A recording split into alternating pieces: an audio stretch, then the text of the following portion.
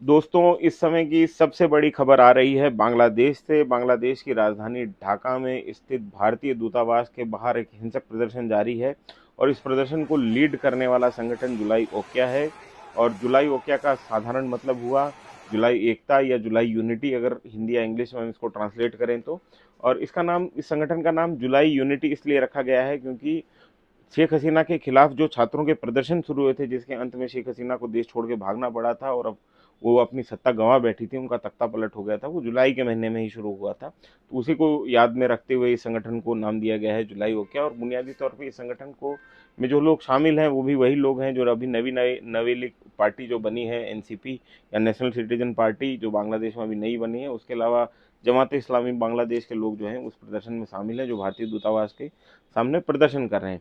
इन प्रदर्शनकारियों की मांग ये है कि भारत शेख हसीना को राजनीतिक शरण देना बंद करे और उनको बांग्लादेश को हस्तांतरित करे। आपको ये बता दें कि आईसीटी या इंटरनेशनल क्राइम ट्रिब्यूनल ने कुछ ही दिन पहले बांग्लादेश में शेख हसीना को सजाए मौत या फांसी की सजा दी थी। उसके बाद में बांग्लादेशी सरकार ने भारत सरकार को ऑफिशियल तौर पर यह कहा कि वो शेख हसीना को बांग्लादेशी सरकार को छोड़ सौंप दें, क्योंकि ये यहाँ पे सजा याफ्ता मुजरिम है। लेकिन भारत ने ना तो इससे मना किया था और ना ही जो है उन्होंने ये बात स्वीकार की थी कि वो शेख हसीना को बांग्लादेश को सौंप देंगी। तो बहुत डिप्लोमेटिकली भारत ने इस पूरे सिचुएशन को हैंडल करने की कोशिश की थी। फिलहाल जो है भारतीय दूतावास के बाहर इसी मांग को लेकर जो है बहुत हिंसक प्रदर्शन अभी फिलहाल हो रहा है। भारतीय पक्ष को इस बारे में पहले से जानकारी मिल गई थी। इसी सिलसिले में जो एमईए है, जो विदेश मंत्रालय है, उसने भारत में जो बांग्लादेश के दूत हैं, जो राजदूत हैं रियाज हमीदुल्ला, उनको बुलाया था, उनसे जवाब तलब किया था, उनसे पूछा था कि भारतीय जो दूतावास है बांग्लादेश में,